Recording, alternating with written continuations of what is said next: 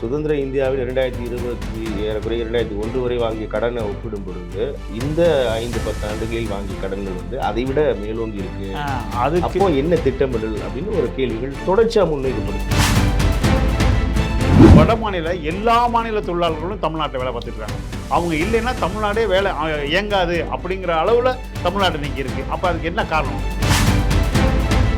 நிறைய மாநிலங்களில் உபரி நிதி பட்ஜெட் போடுகிறார்கள், நீங்கள் மட்டும்தான் கடன் பட்ஜெட்டை போட்டுக் கொண்டிருக்கிறீர்கள் அப்படின்னு ஒரு கருத்து. கஜானாவை காலி பண்ணி வச்சுட்டு போகிற அந்த ஆங்கிள்லேயே இது பட்ஜெட்டே இல்லை. நான் அடித்து சொல்லுவேன் அந்த விஷயத்தில். இவங்க வந்து திருப்பி வந்துருவோங்கிற நம்பிக்கையில் இந்த பட்ஜெட்டை போட்டிருக்காங்கன்னு தான் நான் கருதுகிறேன். நம்ம பணத்தை எடுத்து வறுமையில் இருக்க மாநிலத்துக்கு கொடுக்குறது தப்பான்னு கேட்டிங்கன்னா இல்லை. ஆனால் நமக்கு கொடுக்காமல் இருக்கிறதுனால தான் கடன் ஏறுது. இல்லைன்னா இவ்வளோ கடனை ஏறாது. அதுவே கரெக்டாக சொல்கிறாரு. கிட்டத்தட்ட இந்த கடன் ஏறுறதுல 33% காரணம் ஒன்றிய அரசு வந்து நமக்கு ஃபைனான்ஸ் கமிஷனில் ஒழுங்காக கொடுக்காதனால.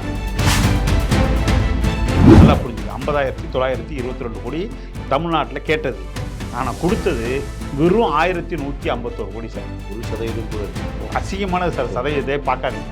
அப்போ நம்ம தீவா இல்லையா? ஓட்டு வாங்கணும்னு பிஜேபி நினைக்கிறதுல தப்பு இல்லை, அது ஒரு கட்சி.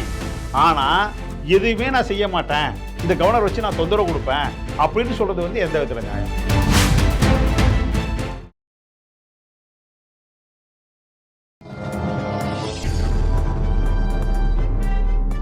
பத்திரிகை.com சொந்தங்களுக்கு கிறிஸ்டபர் தாஸின் அன்பு வணக்கங்கள். இன்றைய சிறப்பு நேர்காணலில் நம்முடன் இணைந்திருப்பவர் அரசியல் விமர்சகர், அரசியல் திறனாய்வாளர், வழக்கறிஞர் திரு பாண்டியன் நம்முடன் இணைந்திருக்கிறார். அவரோடு நிறைய விஷயங்கள் நம்ம பேசவிருக்கும். குறிப்பாக தமிழகத்தில் தாக்கல் செய்யப்பட்ட இடைக்கால பட்ஜெட், தமிழகத்தில் மாநிலங்களவையில் தேர்தல் அறிவிப்பு வெளியாக இருக்கக்கூடிய நிலை, 26 சட்டமன்ற தேர்தலை நோக்கி அனைத்து அரசியல் கட்சிகளும் பரபரப்பாக இயங்கிக் கொண்டிருக்கக்கூடிய நிலை என்பன போன்ற பல்வேறு அரசியல் நிகழ்வுகளை நாம் திரு பாண்டியனிடம் பேசலாம். சார் வணக்கம்.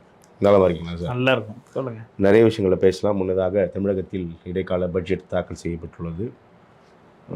வழக்கம் போல் அல்லது பரஸ்பரமான ஆதரவு, எதிர்ப்பு, விமர்சனங்கள், கருத்துக்கள் தொடர்வதை நம்ம பார்க்கிறோம். உண்மையில் இடைக்கால பட்ஜெட் என்பது இப்படி தான் போட முடியுமா, இல்லை இன்னும் கூடுதல் கவனம் செலுத்திருக்கலாமா அப்படின்னு உங்களுடைய பார்வையை நான் தெரிய விரும்புகிறேன் சார். இடைக்கால பட்ஜெட்டை பொறுத்தவரை, தமிழ்நாட்டை பொறுத்தவரை பார்த்தீங்கன்னாக்கா, இது காலங்காலமாக வந்து ஒரு சமூக நீதி அடிப்படையில் சமூக நலத்திட்டங்கள் ப்ளஸ் லாங் டேர்ம் கோலுங்கிற அடிப்படையிலையும் நிறைய தொடர்ந்து பண்ணியிருக்காங்க. இது வந்து வெறும் இப்போ மட்டும் அப்படிங்கிறது கிடையாது. நீங்கள் இன்னும் சொல்லப்போனால் இது வந்து 100 வருஷமான நீதி கட்சியிலேருந்து கூட இது தொடர்ந்துக்கிட்டு இருக்குது. ஒரு ஸ்கீமையும் பார்த்தீங்கன்னாக்கா நீதி கட்சியிலேருந்தே துவங்கியிருக்கு. அது நிறைய தொடர்ச்சி இருக்குது. இருந்தாலும் நம்ம 67லேருந்து பெருசாக எடுத்துக்கிட்டோம்னாக்கா, காமராஜ் காலத்துலேயும் அது பெருசாக நல்லா நடந்திருக்கு. அதுக்கப்புறம் 67லேருந்து எடுத்து பார்த்திங்கன்னா திமுக, அதிமுக ரெண்டுலேயுமே இதை தொடர்ந்து செஞ்சிட்ருக்காங்க. எம்ஜிஆர், ஜெயலலிதா, கருணாநிதி, இப்போ ஸ்டாலின், இதுவரை தொடர்ந்து நடந்துகிட்டு இருக்கு. இன்னும் சொல்ல போனால் இப்போ ஒரு போன இதில் 7.5 இடஒதுக்கீடு கொண்டு வந்த எடப்பாடியும் இதுக்கு பொறுப்பு இருக்கார். அந்த அளவுக்கு நம்ம இதை எடுத்துக்கணும். இந்த விஷயத்தை அப்படி தான் பார்க்கணும். இதுக்கப்புறம் அப்படியே பேரலாக இன்னொரு பார்வை எப்படி பார்க்கணும் இந்த பட்ஜெட்டை பார்க்குறதுக்கு முன்னாடி அப்படின்னாக்கா, இந்தியாவை நீங்கள் எடுத்து பார்த்துட்டு எல்லா மாநிலத்தையும் கம்பேர் பண்ணிங்கனாக்கா தான் நம்ம பட்ஜெட்டு அல்லது தமிழ்நாட்டில் இந்த கட்சிகள் வேறு குறைகள் இருக்கலாம், ஊழல்கள் அதெல்லாம் இருக்கலாம். அதெல்லாம் நான் வந்து பெருசுப்படுத்துகிறேன்னு சொல்லலை, அது ஒழிக்கணும்னு தான் சொல்கிறோம். ஆனால் ஏன் ஒழிக்க முடியல அதுங்கிறது வேறு காரணம். ஆனால் இந்த பட்ஜெட்டை பார்க்குற கோணத்தில் வேறு ஒவ்வொரு மாநிலத்தையும் பார்த்தீங்கன்னாக்கா, உத்தரப்பிரதேசமாக இருக்கட்டும், பீகாராக இருக்கட்டும், இன்றைக்கி பிஜேபி சொல்கிற டபுள் இன்ஜின் சர்க்காராக இருக்கட்டும், அதாவது ஒன்றியத்திலையும் அதே ஆட்சி, மாநிலத்திலையும் அதே ஆட்சி, அப்போ இருந்தால் நல்லா இருக்குமா அப்படிலாம் பார்த்து தமிழ்நாட்டை கம்பேர் பண்ணிங்கன்னா தான் நல்லா வித்தியாசம். நீங்கள் குறிப்பிடக்கூடிய அந்த பிற மாநிலங்கள் எல்லாமே ரொம்ப பின்தங்கிய மாநிலங்கள் இல்லையா சார்? தமிழ்நாடோட அந்த மாநிலங்களை நீங்கள் தமிழ்நாடு ஒப்பிடுது சரிங்களா? சரி, இப்போ இன்னொரு பொதுவான ஒப்பீடு அப்படி நான் புரிஞ்சுக்கிறேன். அந்த குறிப்பிட்ட மாநிலங்கள் தமிழகத்தில் ஒப்பிட்டு பேசுவது என்பது சரியாக இருக்குமா? நீங்கள் கேட்குற கேள்வி சரி. அதுக்கு இன்னொரு உதாரணமும் சொல்கிறேன். நீங்கள் பொருளாதாரத்தில் இந்தியாவிலேயே வந்து மகாராஷ்டிரா தான் நம்பர் 1. அதை வச்சு கம்பேர் பண்ணால் கூட மகாராஷ்டிராவில் எப்போதுமே ஒரு ரெண்டாவது தமிழ்நாடு. அப்போ ஒரு எல்லா இதுலேயும் மகாராஷ்டிராவையும் தமிழ்நாடையும் எல்லா இண்டெக்ஸ்லையும் நீங்கள் பார்த்தீங்கன்னா, நான் சொல்கிறது வந்து கவர்மெண்ட் ஒன்றிய அரசோட இண்டெக்ஸே நான் சொல்லலை. நீங்கள் சாதாரணமாக சிட்டின்னு எடுத்துக்கிட்டிங்கன்னா, அங்கே வந்து மகாராஷ்டிராவில் பாம்பே தான் வந்து வெள்ளைக்கார காலத்துலேருந்து வளர்ந்த ஒரு வியாபார ஸ்தலம். அது போக நாக்பூர், பூனா இந்த மாதிரி சில நாசிக் இந்த மாதிரி சில இடத்த தவிர மற்ற இடம்லாம் 2 டயர் சிட்டியே இன்னும் பெரிய வளர்ச்சி இல்லை. ஆனால் தமிழ்நாட்டை எடுத்துக்கிட்டிங்கன்னா சென்னை, திருச்சி, கோயம்புத்தூர், மதுரை இந்த ஃபஸ்ட்டு செகண்ட் டயரை தவிர பாக்கி ஒரு 40-50 ஊர் பார்த்தீங்கன்னாக்கா மிகப்பெரிய வளர்ச்சி தமிழ்நாட்டில். அதுக்கப்புறம் டயர் 4 கூட சொல்லலாம். எப்படின்னு கேட்டிங்கன்னா உதாரணமாக தஞ்சாவூர் டு திருச்சிக்கு நடுவில் ஒரு ஊர் சின்ன கிராமமாக இருக்கும், அது கூட வளர்ந்துருக்கு. இப்போ அதை தாண்டி பல 12,000 கிராமத்தில் ஒன்றிய அந்த பஞ்சாயத்து கிராமத்திலேயே அங்கேருந்து இன்றைக்கி வந்து அமெரிக்காவிலையும் ரஷ்யாவிலையும் ஆஸ்திரேலியாவிலையும் படிச்சுட்டு வேலைக்கு போனவங்க மாதம் 5 to 10 லட்சம் சம்பாரித்து இங்கே வந்து ஒரு சிட்டிக்குள்ளே கட்டுற வீடு அங்கே கிராமத்தில் கட்டியே போய் பார்க்கலாம். அப்போ குடிசை வீடு அரசாங்கம் வந்து இந்த கலைஞர் காலத்தில் குடிசை மாற்று வாரியம் செஞ்சதெல்லாம் போக தமிழ்நாட்டில் இன்றைக்கி எல்லாருமே அவங்களே சொந்தமாக சம்பாரித்து வீடு கட்டுற ஒரு பெரிய கான்செப்ட் வந்து தமிழ்நாட்டுக்குள்ளே இருக்குது. இன்னும் குறைச்ச குடிசை தான் தமிழ்நாட்டில் இருக்கும். அந்த அளவுக்கு பெரிய மாற்றம். அது மட்டும் இல்லாமல் 2 வீலர் எடுத்துங்க, தமிழ்நாடு தான் வந்து 2 வீலரில் வந்து ஹையஸ்ட்டு போகும். கார் எடுத்துங்க. எதுக்கு சொல்ல வரேன்னா அதெல்லாம் எக்கனாமிக்கோட இண்டெக்ஸை நான் வந்து நீங்கள் அந்த அவன் சொல்கிற இண்டெக்ஸ்க்கே போகாதீங்க, நம்ம சாதாரண பார்க்குற இண்டெக்ஸ். அப்புறம் அது மட்டும் இல்லாமல் இன்னைக்கு நமக்கு இந்த பின்னணியில் நம்ம பட்ஜெட் கண்ணுக்கு தெரிஞ்சு ஒரு பாயிண்ட்டை மட்டும் சொல்லிடுறேன். கண்ணுக்கு தெரிஞ்சு 50 லட்சத்துக்கு மேலே நமக்கு வந்து வட மாநில எல்லா மாநில தொழிலாளர்களும் தமிழ்நாட்டில் வேலை பார்த்துட்டு இருக்காங்க. அவங்க இல்லைன்னா தமிழ்நாடே வேலை இயங்காது அப்படிங்கிற அளவில் தமிழ்நாடு இன்றைக்கி இருக்குது. அப்போ அதுக்கு என்ன காரணம்? சரி, அவங்க வர்ற சம்பளம் எவ்வளவு? ஒரு 10,000-லேருந்து அதிகபட்சம் 25,000. அதுக்கு மேலே அவங்க யாருமே சம்பாதிக்கிறது கிடையாது. நான் வந்து எல்லா இடத்துலையும் தொழிலாளர்கள் தானே பெரும்பாலும். இல்லை, அது மட்டும் இல்லாமல் இந்த ஹோட்டலில் பார்க்குறாங்க பொண்ணுங்கள்லேருந்து இருக்கு. மணிப்பூர்லேருந்து நீங்கள் வந்து இங்கே வந்து இப்போ அந்த 2 சமுதாயம் போராடிக்கிட்டு இருக்கு, சண்டை போட்டுருக்காங்க. ஆனால் இங்கே ஒன்றா வேலை பார்க்குறாங்க, நானே பார்த்த கண்கூடா. அப்போ இந்த அடிப்படையில் பட்ஜெட்டை பாருங்கள், அவ்வளோதான். இப்போ இந்த ஒப்பீடை நான் மிக சரியாக புரிஞ்சுக்கிறேன் திரு பாண்டியன். ஆனால் நம்ம மாநிலத்தின் பட்ஜெட், இடைக்கால பட்ஜெட்டை, அது முழு பட்ஜெட்டாக இருக்கட்டும், இந்த மாநிலத்தின் வளர்ச்சிக்கானது, இந்த மக்களுக்கு தேவையானது, இந்த மக்களுக்கு தேவையான புது புது திட்டங்கள் என்ன அறிவிப்பு அப்படின்றதான் பெரும்பாலும் நம்ம எதிர்பார்க்கக்கூடிய விஷயமா இருக்கும் இல்லையா? அந்த புள்ளியை நான் எப்படி புரிஞ்சுக்கிறேன்? இப்போ இதில் புள்ளியில் பார்த்தீங்கன்னா நேற்று தங்கம் தென்னரசு நிதியமைச்சர் அவர்கள் மொழி திணிப்பு பற்றி ஃபஸ்ட்லேயே சொல்லுவார். முதல் 10 நிமிஷத்துலேயே பேசும்போது 2-3 சொல்லுவார். மொழி திணிப்பு, வறுமை ஒழிப்புக்கு எத்தாப்புல ஒரு போர் அப்படின்னு சொல்லுவார். அது போக பார்த்தீங்கன்னாக்கா பெரியாரோட இதை வந்து அரபு, குஜராத்தி மொழி உட்பட 21 மொழியில் மொழிபெயர்த்திருக்காங்க. இது எதுக்கு சொல்ல வரேன்னா இந்த தமிழ்நாடோட மாற்றத்துக்கு பெரியாருங்கிறது எவ்வளோ பெரிய விஷயங்கிறதுக்கு அவங்க அதை வந்து காமிக்கிறாங்க. அது மட்டும் இல்லாமல் அம்பேத்கரோட நூல் தொகுப்பு வரிசையை 27 தொகுப்பு போட்டிருக்காங்க. அது அல்லாமல் இன்னும் பல இலக்கிய நூல்களை வந்து மொழிபெயர்த்திருக்காங்க. இது வந்து இந்த மாதிரி பல துறைகள். நீங்கள் வெறும் 1000 ரூபா பணம் கொடுக்குறத மட்டும் ப்ரொஜெக்ட் பண்ணி கொண்டு போகல. அதான் இதில் உள்ள முக்கியமானது. அது வந்து கிராமப்புறத்தில் பொருளாதாரத்தில் எவ்வளோ பெரிய தாக்கத்தை ஏற்படுத்துது. இலவச பேருந்து, அது விலையில்லா இப்போ கட்டணம் இல்லாத பேருந்தில் போகிறாங்கல்ல, அது பெண்களுக்கு எவ்வளோ பெரிய விஷயம், அது எவ்வளோ பெரிய லாபம் அப்படின்ட்டு. அப்புறம் இப்போ போட்ட 5000 ரூபா அதை வந்து சில பேர் அரசியலில் எதிர்த்து பேசுகிறாங்க, எதிர்கட்சி. அது அவங்களுடைய இயல்பு. அது தமிழிசை சவுந்தரராஜன் கூட நிறைய மாநிலங்களில் உபரி நிதி பட்ஜெட் போடுகிறார்கள், நீங்கள் மட்டும்தான் கடன் பட்ஜெட்டை போட்டு கொண்டு இருக்கிறீர்கள் அப்படின்ற ஒரு கருத்தை முன்வைக்கும். இந்தியாவே கடனில் கூட இருக்குது. நிறைய எக்கச்சக்க 200 கோடிக்கு 200 லட்சம் கோடிக்கு மேலே மாநிலங்களில் ஒன்றிய அரசு உபரி பட்ஜெட்னு குறிப்பிட்டாங்க. அதுவும் நான் ஒத்துக்கிறேன். ஏன் போட முடியல அப்படிங்கிறதுக்கு நான் விளக்கம் சொல்கிறேன். அதுக்கு முன்னாடி இன்னொரு உதாரணத்தை போட முடியாத நிறைய கடனில் தத்தளிக்கிறோம். கடனில் தான் வரணும், கடனில் தான் இந்த ஸ்கீம் இருக்குது. கடனில் வாங்குகிற கடனை வந்து பெரும்பாலும் மூலதனத்துக்கு, அதாவது ஒரு லாங் டேர்ம் இது வந்து மூலதன கேபிட்டல் இதில்னு சொல்லுவாங்க, அந்த இதில் பண்ணுறாங்க. அதுதான் முக்கியம். அதில் கடன் வாங்குறது வந்து நீங்கள் கடன் எடுத்து அப்படியே இலவசமாக கொடுக்குறாங்கன்னு கொண்டு போயிடக்கூடாது. கடனை வாங்கினா அந்த கடனுக்கு வட்டி கட்டணும், அதுக்கு டெவலப்மெண்ட். உதாரணமாக நீங்கள் ஒன்றும் இல்லை, மெட்ரோ ரயில் எடுத்துக்க சென்னையில், அதெல்லாம் வந்து அதனுடைய நோக்கத்தில் வர பார்க்கணும். அமெரிக்காவை எடுத்துக்கிட்டிங்கன்னா வேர்ல்டில் அவன் தான் வந்து பெஸ்ட்டு, அது பொருளாதாரத்தில் வளர்ந்த நாடு. மிக அதிக கடனும் அமெரிக்கா தான். அப்போ நம்ம வீடு மாதிரி பார்க்க வேண்டியதில்லை அந்த விஷயத்தை. கடன்கிறத வந்து அதில் நம்ம திட்டக்குழு துணைத் தலைவர் ஜெயரஞ்சன் நல்லாவே சொல்லுவார். அந்த விஷயத்தை நீங்கள் எடுத்து பார்த்தீங்கன்னா ஒரு நாடு கடன் வாங்குறதுக்கும் ஒரு வீடு கடன் வாங்குறதுக்கும் வித்தியாசம் இருக்குது. நாடு கடன் வாங்கினா அது வந்து டெவலப்மெண்ட்டில் போகும்போது இதாக இருக்கும். ஊதாரித்தனமாக செலவு பண்ணால் அதுதான் அந்த புள்ளி தான் எனக்கும் தேவை. இப்போது அன்புமணி ராமதாஸ் கூட இதை கூட்டிகிட்டு பேசிக்கும் போது என்ன சொல்கிறாருன்னா, கடன் வாங்குவது இயல்பானது, வல்லரசு நாடான அமெரிக்கா கடன் வாங்கிறது ஏற்புடையது தான். ஆனால் நீங்கள் அதை எப்படி செலவழிக்கிறீங்க? நான் ஏற்கனவே உங்கள்கிட்ட சொல்லிட்டேன். 100 ரூபாய் நான் வாங்குறேன், அதை நான் எப்படி பயன்படுத்துகிறேன் என்பதில் தானே அது அடங்கியிருக்கு. 100மே நான் ஊதாரித்தனமாக பயன்படுத்துகிறேன்னா அந்த கடன் வாங்குவதும் ஒன்று தான், வாங்காமல் இருப்பதும் இல்லை. வாங்குறது ஆபத்து. நீங்கள் சொல்கிற உதாரித்தரம். அப்ப அந்த அந்த விளக்கத்தை அரசு கொடுக்கிறதா, அதை ஒட்டி நான் எப்படி பார்க்கணும்? அதுதான் அந்த கேபிட்டல் இன்வெஸ்ட்மெண்ட் அப்படின்னு நடக்கும் பட்சத்தில் அது வந்து எகைன் வந்து ஒன்றும் இல்லைங்க. இப்போ ஒரு இந்த 5000 ரூபா கொடுக்குற அன்னைக்கு 13ஆம் தேதி கொடுக்குறாங்க. 14ஆம் தேதி ஆக்சுவலாக காதலர் தினம். அப்போ ஒரு அம்மா பேட்டி கொடுக்குறாங்க. ஒரு பூ விற்கிறவங்க. அவங்க என்ன சொல்கிறாங்கன்னா, நான் வந்து நாளைக்கு விலை ஏறிட்டு இருக்கு முத நாள். ஏன்னா அடுத்த நாள் பூ இதுங்கிறதுனால பூ விலை ஏறிட்டு இருக்கு. அப்போது ஒரு இன்வெஸ்ட்மெண்ட் அன்னைக்கு எடுத்துகிட்டு போய் கடை வட்டிக்கு வாங்கி அந்த பூவை வாங்கி விற்றாங்கன்னா அவங்களுக்கு 1000 2000 கிடைக்கும் ஒரே நாளில். அப்போ இந்த 5000 வரும்போது அதை வந்து அவங்க வந்து கேபிட்டலாக இன்வெஸ்ட் பண்ணுறாங்க. இன்வெஸ்ட் பண்ணும்போது என்ன ஆகிடுது, பூ விலை கூட போனால் கூட வாங்கி விற்று ஒரே நாளில் அவங்க 1000 2000 எடுக்கிறாங்க. அப்போ இது வந்து தமிழ்நாட்டில் அதுவும் பெண்கள் வந்து ₹1 கூட வேஸ்ட் பண்ண மாட்டாங்க தமிழ்நாட்டு பெண்கள். நீங்கள் எந்த யாரை கேட்டிங்கனாலும் எதையோ ஒரு பக்காவாக பண்ணுவாங்க. நீங்கள் இதே விஷயத்த அந்த 5000 ஒரு ஆம்பளைங்கள்ட்ட கொடுத்தீங்கன்னா எல்லாரும்னு சொல்லலை, வெகு சிலர் அதை வந்து டாஸ்மார்க் கொடுப்பாங்க. நான் இல்லைன்னு சொல்லலை. 2 நாளில் 10 நாளில் கூட தீர்த்து முடிச்சுருவான். அதை நான் இல்லைன்னே சொல்லலை, மறுக்கலை. இந்த இதுலேயும் கூட தன்னுடைய மனைவியை வந்து அவள் துன்புறுத்தி கூட பணத்தை வாங்கலாம் சில பேர், 1 2 பேர். அது எண்ணிக்கை குறைச்சா. ஆனால் அவங்க கையில் போய் பேங்க்கில் இருக்கிறதுனால அவங்க அதை வந்து இன்வெஸ்ட்டாக பண்ணும்போது அதுவே பெரிய பொருளாதார மாற்றம்.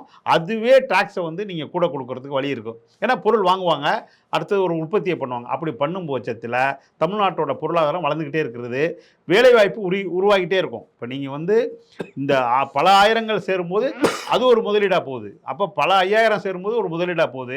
அப்போ ஆட்டோமேட்டிக்காக வந்து உற்பத்தி மறுபடியும் பெருகும், சேலாகும். திருப்பி வந்து பார்த்திங்கன்னா அந்த பண சுழற்சியில் தமிழ்நாடு வந்து மற்ற மாநிலத்தோட பெட்டராக வளரும். இதுதான் இதில் உள்ள முக்கியமானது. அதனால் எந்த அடிப்படையிலையும் இதை வந்து ஒரு நெகட்டிவாக பார்க்கக்கூடாது. மிக சரியான இடைக்கால பட்ஜெட் தாக்கல் செய்திருக்கிறார்கள் அப்படின்னா நீங்கள் என்னென்ன சுட்டி காட்டுவீங்க? அது கேட்டிங்கன்னா ரொம்ப முக்கியமானது இந்த தோழிகள் விடுதி. 19.3 லட்சம் கோடியில் கிட்டத்தட்ட 19 இது வந்து தோழிகள் விடுதி. என்ன காரணத்தினால உலகத்திலேயே வந்து 41% தொழிலாளர்கள் வந்து பெண் தொழிலாளர்கள் தமிழ்நாட்டில் தான் இருக்காங்க இண்டஸ்ட்ரியில். நான் சொல்கிறது வந்து நீங்கள் வியாபாரத்தில் இருக்கலாம் கிடையாது, இண்டஸ்ட்ரியில். ஏன் இண்டஸ்ட்ரி முக்கியம், தொழில்துறை முக்கியம் அப்படின்னாக்கா அதில் வந்து நம்மளுடைய பங்கு போகும்போது உற்பத்தி வந்து பெரிய அளவுக்கு இருக்கும். இப்போ நீங்கள் வீட்டில் ஹவுஸ் ஒய்ஃப் அப்படின்னு சொல்லிட்டு இருந்தாங்கன்னா அப்போ உற்பத்தி முடக்கம் இருக்கும். இங்கே அப்படி இல்லை. 41% வெளில வரும்போது ஆட்டோமேட்டிக்காக அது வந்து அந்த இது வந்து சைனாவிலையோ அல்லது அமெரிக்காவிலையோ இல்லை வெவ்வேறு கண்ட்ரியில் பார்த்தா கூட இந்த அளவு கிடையாது. கல்வியிலையும் பார்த்தீங்கன்னாக்கா குறிப்பாக வந்து தமிழ்நாடு வந்து பெட்டராக இருக்கிறதுக்கு காரணம் 50% வந்து பள்ளி கல்வி +2 முடிச்சுட்டு உயர்கல்விக்கு போகிறாங்க. இது வந்து 50% இண்டெக்ஸ் இருக்குது. இந்த இண்டெக்ஸ் வந்து மிகப்பெரிய விஷயம். அப்போ இவங்க படிச்சுட்டு வரும்போது ஏன் வடமாநில தொழிலாளர்கள் அதிகமாக இங்கே வர்றாங்கன்னா பெண்களும் ஆண்களும் எல்லாருமே 50%க்கு மேலே அந்த உயர்கல்விக்கு போகிறதுனால அதுக்கு தகுந்தமான வேலையை எதிர்பார்க்குறாங்க. அப்போ வந்து இவங்களுக்கு இங்கே லேபர் வருது. அப்போ இதை எப்படி பார்க்கணும் அப்படின்னாக்கா இந்த உழைப்பு வேறு இடத்துக்கு மாறும்போது அதிகமான பொருளாதாரம் உள்ளே வருது. நீங்கள் இங்கேருந்து போய் வேறு எந்த மாநிலத்திலையும் அல்லது குறிப்பாக மிடில் ஈஸ்ட்டில் போகும்போது 1 லட்ச ரூபா இப்போ அவன் சம்பாரித்து 75,000 ரூபாய் இங்கே அனுப்புனான்னா அதனுடைய பொருளாதாரத்தோட மாற்றம் வந்து வேறு லெவலில் இருக்குது. அது வந்து நம்ம ரொம்ப முக்கியம். அது மட்டும் இல்லாமல் இந்த தோழிகள் விடுதி குறித்து சொன்னீங்க. ஆமாம், தோழிகள் விடுதி என்ன முக்கியமானது பெண்களுக்குனாக்கா, இப்போ ஒரு ஊரில் அந்த ஊரில் தான் வேலை கிடைக்கணும்னு கட்டாயம் கிடையாது. அப்போ இன்னொரு ஊரில் கிடைக்கும்போது அங்கே தங்குறதுக்கான ஒரு பாதுகாப்பான தங்குறதுக்கு வந்து வசதியாக இருக்குது. இப்போ வந்து பொதுவாக எதிர்க்கட்சியெல்லாம் சொல்கிறாங்கல்ல பெண்களுக்கு பாதுகாப்பு இல்லைன்னு. ஆனால் இங்கே அப்படி இல்லை. இந்த தோழிகள் விடுதியில் தங்கும்போது அவங்களுக்கு பெரிய பாதுகாப்பு ப்ளஸ் அதுவும் உற்பத்தியை வந்து இது பண்ணுது. இதை பார்த்துக்கிட்டு இப்போ ஒன்றிய அரசு வந்து இந்தியா ஃபுல்லாக உள்ள 500 சுற்றம் மாவட்டத்திலேயே தோழிகள் விடுதி பண்ணுறாங்க. நம்ம அதையும் பாராட்டுறோம். ஏன் அதை பாராட்டுறோம்னா இது வந்து இந்த திராவிட மாடல் சிந்தனையாக இருந்தால் கூட நீங்கள் எடுத்துக்கும் போது இப்போ ரொம்ப பெட்டராக இருக்குது எனக்கு. அதனால் அதை நம்ம பாராட்டுறோம். அதில் ஒன்றும் தப்பு இல்லை. அது போக அன்புக்கரங்கள், அதாவது இந்த வயசானவங்களுக்கு வந்து கிட்டத்தட்ட ஒரு 25 இது பண்ணியிருக்காங்க. முதியோர் இல்லை அல்லது அன்பு சோலை அது ஒரு 25 இது பண்ண. ஏன்னா இப்போ வந்து தமிழ்நாட்டில் வந்து இந்த மாதிரி படிச்சுட்டு வேலைக்கு போயிடுறதுனால பெரியவங்க வந்து ஒரு பாதுகாப்பற்ற தன்மையில் வீட்டில் அவங்களுக்கு ஆள் இல்லை. அப்போ அந்த இடத்த நோக்கி அரசு நவருது. அப்போ அது வந்து ஒவ்வொரு கட்டத்திலையும் எம்ஜிஆர் காலத்தில் இன்ஜினியரிங் காலேஜ் திறந்ததுனால பெரிய புரட்சி ஏற்பட்டுச்சு. என்னை பொறுத்தவரை புரட்சினே சொல்லுவேன். ஏன்னு கேட்டிங்கன்னா அது காரணம் வேறு. ஆனால் இப்போ அந்த காலேஜ் நிறையா வந்ததுனால, ப்ரைவேட் காலேஜ் வந்ததுனால நிறைய பேர் பக்கத்தில் போய் படிச்சுட்டு இன்றைக்கி இவ்வளோ பேர் ஐடியில் வந்தது காரணம், அது ஒரு பெரிய காரணம். அப்போ இந்த ஒவ்வொருத்தரும் செஞ்சாங்கன்னு சொல்கிறதுல வந்து இந்த பட்ஜெட் வந்து கரெக்டாக போகுது. அதுக்கு அடுத்த கட்டத்துக்கு போகுது. மாற்றுத்திறனாளிக்கு 4% இடஒதுக்கீடு கொடுக்குறது மட்டும் இல்லாமல் அவங்களுக்கு அந்த 1000 ரூபா கொடுக்குறது, அந்த மாதிரி சில ஸ்கீம்லாம் அறிவித்து அதை தொடர்ந்து கொண்டு போகிறாங்க. அப்போ அவங்களையும் இந்த ஃபீல்டில், அதாவது பொருளாதார உற்பத்தி அல்லது உற்பத்தி துறையில் இன்வால்வ் பண்ண வைக்கிறது பார்த்தீங்களா, இதெல்லாம் வந்து பேசிக் சேஞ்சு தமிழ்நாட்டில். அப்போ உங்களுக்கு பொருளாதாரம் முன்னேறது வந்து தடுக்க முடியாது. அது வந்து பெரிய நான் முக்கியமாக கருதுகிறேன். நிறைய பல்வேறு திட்டங்களுக்கு நிதி ஒதுக்கியிருக்காங்க. சில ஏற்கனவே இருந்த திட்டங்கள் விஸ்தரிப்பு செய்யப்பட்டது. புதிய திட்டங்களுக்கும் முதலீடுகள் ஒதுக்கியிருக்காங்க. இது குறித்து ஒரு டிரான்ஸ்பரன்சி இருக்கா? ஏன்னா இப்போ அடுத்த கவர்மெண்ட் தான் பண்ணுமா? இல்ல நீங்க என்ன பண்ணுவீங்க? உங்களால எவ்வளோ அளவுக்கு அதை நகர்த்த முடியும்? அப்படின்னு ஒரு டிரான்ஸ்பரன்சி இருக்கா இந்த ஸ்டேட்மெண்ட்ல? அப்படின்னு சில விமர்சனங்கள் முன்வைக்கப்படுது. எப்படி பார்க்கலாம் சார்? இல்லை, அதை வந்து அப்படி பார்க்கக்கூடாது. ஏன்னா இப்போ இடைக்கால பட்ஜெட் என்ற அடிப்படையில் இந்த அறிவிப்பை நான் எப்படி எதிர்க்கட்சி புரிஞ்சுக்கிறது? விமர்சனம் பண்ணுறதை நான் வரவேற்கிறேன். நான் அறிவிச்சுட்டு போயிருவேன். இல்லை அப்படி நான் தான் பண்ணுவேன். இல்ல அவர் தான் பண்ணுவார். இல்ல இந்த காலகட்டத்தில் பண்றோம் மாதிரியான சில விஷயங்கள் இருக்கா? 200 தொகுதி வந்துருங்கிற அடிப்படையில் தான் இவங்களுடைய பட்ஜெட் வந்து கிளியராக போயிட்டு எந்த இடத்துலையும் வந்து அடுத்தவங்களுக்காக கஜானாவை காலி பண்ணி வச்சுட்டு போகிற அந்த ஆங்கிள்லேயே இது பட்ஜெட்டே இல்லை. நான் அடித்து சொல்லுவேன் அந்த விஷயத்தில். இவங்க வந்து திருப்பி வந்துருவோங்கிற நம்பிக்கையில் இந்த பட்ஜெட்டை போட்டிருக்காங்கன்னு தான் நான் கருதுகிறேன். அது கஜானா காலி என்பதனால் நான் அந்த கேள்வி முன்வைக்க விரும்புகிறேன். சுதந்திர இந்தியாவில் 2020 ஏறக்குறைய 2001 வரை வாங்கிய கடனை ஒப்பிடும் பொழுது இந்த 5-10 ஆண்டுகளில் வாங்கிய கடன்கள் வந்து அதை விட மேலோங்கி இருக்கு. அப்போ என்ன திட்டமிடல் அப்படின்னு ஒரு கேள்விகள் தொடர்ச்சியா முன்வைக்கப்படல. அரசு தரப்புல விளக்கங்கள் தந்தாலும் கூட அதுக்கு நான் ஒரு இந்த பட்ஜெட்டோட இருக்கக்கூடிய கேள்விகளில் அது ஒரு பிரதானமா அந்த அந்த இது முன்வைக்க இல்லை தப்பே கிடையாது. நீ கேட்ட கேள்வி ரொம்ப நியாயமான கேள்வி. இதுக்கு நல்ல இது வந்து பார்த்தீங்கன்னாக்கா தமிழ்நாட்டிலேருந்து கிட்டத்தட்ட இன்கம் டேக்ஸ்லேருந்து மட்டும் அது ஒவ்வொரு வருஷமும் தனிப்பட்ட முறையில் நம்ம கட்டுறது, நிறுவனங்கள் கட்டுறது எல்லாம் சேர்த்து 1,25,000 கோடிக்கு மேலே போகுது வருஷத்துக்கு. 75,000 கோடி கிட்டத்தட்ட ஜிஎஸ்டிலேருந்து போகுது சென்ட்ரல் பூலுக்கு. நான் சொல்கிறது ஸ்டேட்டுக்கு வர்றதில்லை. அப்போ 2 லட்சம் ஆயிடுச்சு. இது அது போக டோல் கலெக்ஷன் இருக்குது பார்த்தீங்களா, அது வந்து ஒன்றிய அரசுக்கு போகிறது வந்து கிட்டத்தட்ட 4,000 கோடிக்கு மேலே போகுது. இதில் 3 மட்டும் சேர்த்திங்கன்னா 2,04,000 கோடி கிட்டத்தட்ட நெருக்கி ஒவ்வொரு வருஷமும் போயிட்டுருக்கு. ஒவ்வொரு வருஷமும் கூட ஆகிட்டு இருக்கு. இது போக நிறைய சின்ன சின்ன விஷயத்தில் ஒன்றிய அரசுக்கு போகிற பணம், கஸ்டம்ஸ் இந்த மாதிரி விஷயத்தில் போகிறது நிறையா இருக்குது. அதெல்லாம் நம்ம கணக்கு எடுக்க முடியல. ஆனால் இந்த 2,04,000 கோடி கொடுத்துவிட்டு நமக்கு வர்றது வெறும் 60,000 கோடி. ரயில்வே பட்ஜெட்டையும் சேர்த்து சொல்கிறேன். அதாவது நேற்றே தமிழ்நாடு பட்ஜெட்டில் அந்த ஷேர், சென்ட்ரல் ஷேர் அந்த பூல்லேருந்து வர்ற இந்த 41% அடிப்படையில் ஃபைனான்ஸ் கமிஷன் அடிப்படையில் வந்தது 51,000 கோடி. ரயில்வேக்கு வந்திருக்குது நமக்கு ஒரு 6,000-7,000 கோடி கிட்டத்தட்ட. இது போக நம்ம கொடுக்கறது 2,00,000 கோடி, வர்றது 60,000 கோடி. அப்போ அதை வச்சு தான் அவங்க சொல்கிறது ₹1 கொடுத்தோம்னா 29 காசு தான் நமக்கு திரும்பி வருதுன்னு. இந்த கணக்கு தான் அது ஆக்சுவலாக.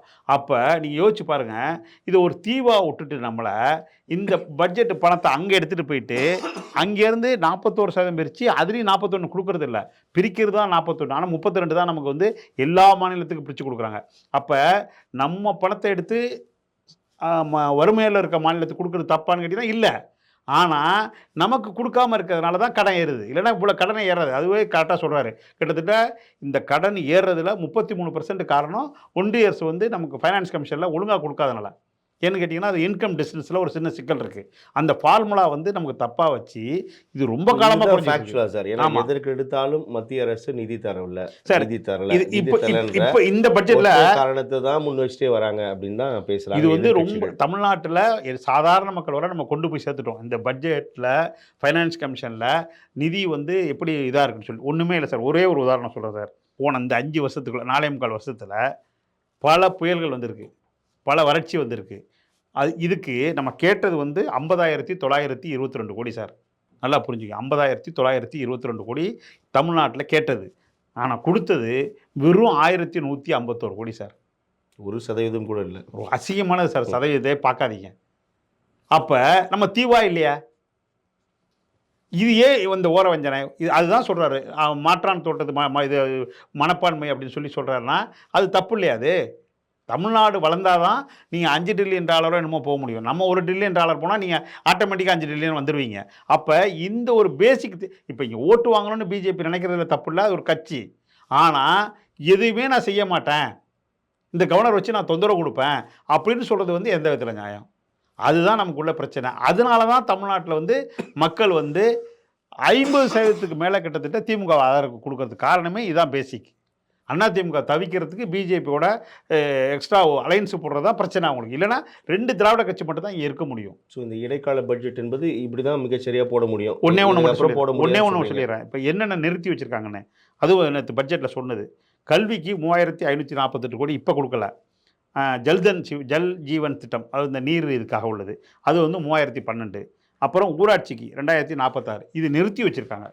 இப்படி பண்ணினீங்கன்னா நீங்கள் எப்படி பண்ண முடியும்? இப்போ உங்களுக்கு நான் வந்து என்னுடைய நிறுவனத்தில் நீங்கள் வேலை பார்க்குறீங்க அப்படின்னா, ஒருத்தருக்கு சம்பளம் கொடுக்குறேன், எல்லாத்தையும் இதை நிறுத்தி வைக்கிறேன், அதை நிறுத்தி வைக்கிறேன்னா அவர் எப்படி குடும்பம் நடத்த முடியும்? அதே தான் அப்படியே பாருங்க அங்கே. அப்போ உங்களுக்கு வேலை என்ன? இதை செஞ்சால் தான் அந்த நிதி தருவேன், இதை செஞ்சால் அப்படிலாம் சட்டத்தில் இடமே கிடையாது, எந்த சட்டத்திலையும் இடம் கிடையாது. அப்போ இந்த மாதிரி ஒரு மாற்றி பண்ணுறது வந்து நியாயமே கிடையாதுங்கிறத தமிழ்நாட்டு மக்கள் கிட்டத்தட்ட 50% ஓட்டு போடுறதில் 50% வந்து உணர்ந்திருக்காங்க. இந்த பிரச்சாரம் எடுப்படுறதுனால தான் எதிர்க்கட்சி வந்து தடுமாறுறதுக்கு காரணம், வேற ஒன்றுமே கிடையாது. ஸோ இந்த இடைக்கால பட்ஜெட்டை இப்படி தான் போட முடியும், இப்படி தான் போட முடியும், நிதி சூழலில் இப்படி தான் போட முடியும். இன்னும் ஒரு 50,000 கோடியோ 1,00,000 கோடியோ நமக்கு வந்து ஒன்றிய அரசு கரெக்டாக கொடுத்தா, அந்த ஃபைனான்ஸ், அது நிதி கமிஷன் 16வது நிதி கமிஷனில் கரெக்ட் பண்ணாங்கன்னா இந்த ப்ராப்ளமே வராது, கடனே இருக்காது. இந்த பட்ஜெட்டில் முத்தாய்ப்பாக எதிர்பார்க்கப்பட்டது வேளாண்கட தனி பட்ஜெட் ஒதுக்கக்கூடிய நிலையில் இந்த இடைக்கால பட்ஜெட்லையும் வேளாண்க்கு ஒரு முக்கியத்துவம் தரப்படுகிறதா? தந்திருக்கின்ற ஆளும் தரப்பும், தரப்படவில்லை அப்படின்னு எதிர்த்தரப்பும் பரஸ்பர விமர்சனங்கள் முன்வைக்கிறாங்க. எப்படி பார்க்குறீங்க சார்? இல்லை, இது எனக்கே ஒரு விமர்சன பார்வை இருக்குது, நான் இல்லைன்னு சொல்லலை. என்ன காரணம்னா, விவசாயத்துக்கு தனி பட்ஜெட் போட்டதை நம்ம பாராட்டுறோம், அது எந்த மாற்று கருத்தும் கிடையாது. பட் என்ன முக்கியமானதுன்னா, ஏன்னா நான் நம்மாழ்வாரோட பல வருஷம் ஒர்க் பண்ணியிருக்கேன், அது அடிப்படையிலையும் சொல்கிறேன். இப்போ காலநிலை மாற்றத்தை வச்சு ரெண்டையும் சேர்த்து சொல்கிறேன். இப்போ பண்ணியிருக்கிற பட்ஜெட்டில் இந்த சாதாரணமாக விவசாய மாற்றத்துக்கான எல்லாவும் ஒதுக்கியிருக்காங்க. போன வருஷம் ஒதுக்குனதுக்கு அந்த என்னென்ன நுண்ணுயிர் பாசனம், ஏன்னா இதை பற்றி எனக்கு ஃபுல்லாக அக்ரிகல்ச்சரில் நல்லா விஷயம் தெரியுங்கிறதுனால தைரியமாக சொல்கிறேன். அதில் எல்லாம் பண்ணியிருக்காங்க. எங்கே போதாமை இருக்குது அப்படின்னு கேட்டிங்கன்னா, இப்போ சிக்கிமில் வந்து 100% இயற்கை விவசாயம். அதை வந்து நம்ம இம்ப்ளிமெண்டேஷன் ரொம்ப அதாவது போர்க்கால அடிப்படையில் பண்ணணும். 2 காரணம் இதுக்கு. நீங்கள் வந்து இன்றைக்கி வந்து தமிழ்நாட்டில் வந்து ஓபிசிட்டி இருக்கிறதுக்கும், தமிழ்நாட்டில் ஓபிசிட்டி அதிகம், அது நெகட்டிவ் நமக்கு. இது வந்து ஒரு 20 வருஷத்துக்கு முந்தைய இருந்துச்சுன்னா இவ்வளவு இல்லை. இப்போ ஆல்மோஸ்ட் எக்கனாமிக்கலாக மேலே இருக்காங்க கீழே இருக்காங்கன்னு இல்லாமல், ஆண் பெண் இல்லாமல், வயசு வித்தியாசம் இல்லாமல் ஓபிசிட்டி மீன்ஸ் உடல் பெருக்கம், அது வந்து மெயின் ரீசன் வந்து கெமிக்கல், அதாவது செயற்கை உரம் போடுறதுனால வர்ற விளைவில் ஒரு பாயிண்ட்டு, அது மட்டுமே காரணம் இல்லை, அது ஒன்று. நம்ம லைஃப் ஸ்டைல் மாறினது ஒன்று. 2வது முக்கியமான காரணம் உணவில் வந்து இந்த உரம் விஷம் போட்டு நம்ம வந்து இருக்கோம். அதில் பூச்சி மருந்து இருக்குது பாருங்கள், அது ரொம்ப விஷம். செயற்கை உரம், யூரியாலாம். இதில் ஒன்றிய அரசு என்ன தவறு பண்ணுதுன்னா, 1,70,000 கோடி இந்த மாதிரி 3 உரத்துக்கு, முக்கியமாக யூரியா, இந்த பொட்டாஷு, இந்த மாதிரி 3 உரத்துக்கு மட்டுமே இந்த 1,70,000 கோடி வந்து வருஷத்துக்கு செலவு இப்போ இந்த பட்ஜெட்டில் 26, 27. அப்போ அது வந்து அவ்வளவும் வந்து நம்மளை கொள்றதுக்கான திட்டம்னு நான் நினைக்கிறேன். அந்த இடத்த வந்து மாநில அரசு வேகமாக ரொம்ப சீரியஸாக போகணும். இதில் காலநிலை மாற்றம் எப்படி வருது அப்படின்னு கேட்டிங்கன்னா, உதாரணமாக நம்ம சென்னையில் வெள்ளம் வருது அப்படின்னாக்கா, அதுக்கு மேலே உள்ள 3 டிஸ்ட்ரிக்ட்லேருந்து மழை தண்ணி வர்றது தான் மெயின் ரீசன். மேலே உள்ள 3 டிஸ்ட்ரிக்ட்லேயும் நீங்கள் செயற்கை உரத்தை கொட்டி வளர்ந்த மாதிரி தெரியும், எல்லாம் கரெக்டு. என்ன ஆகிடும்னா மண் இறுகிடும். மண் இறுகுனுச்சுன்னா மழை பெய்கிற தண்ணி கீழே இறங்காது, அப்படியே போயிடும். மண்புழு செத்துரும். மண்புழு செத்துதுன்னா கிட்டத்தட்ட 15 அடிக்கு அந்த மண்புழு போயிட்டு வரும், அதாவது உணவுக்காக. அது முழுக்க கீழே சாவாது, அப்படியே மடிஞ்சு படுத்த மாதிரி கிடக்கும். அதுக்கு உணவு இல்லாதனால அது ஒன்றும் வேலை செய்யாது. அப்போ என்ன ஆகிடும்னா இந்த மழை தண்ணி கீழே இறங்காது.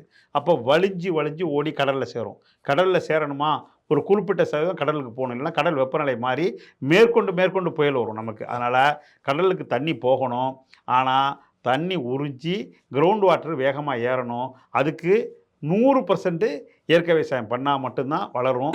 அதுக்கு முக்கியத்துவம் கொடுக்குறாங்க, பத்தாது அப்படிங்கிறது என்னுடைய பார்வைக்கான தீர்வு முழுமையாக இல்லைன்றது. அதை சரியாக செஞ்சால் மக்களும் நல்லா இருப்பாங்க, ஆரோக்கியமாக இருப்பாங்க, இயற்கையும் தண்ணியும் வந்து கிரவுண்ட் வாட்டரும் ஏறும், குறையாது.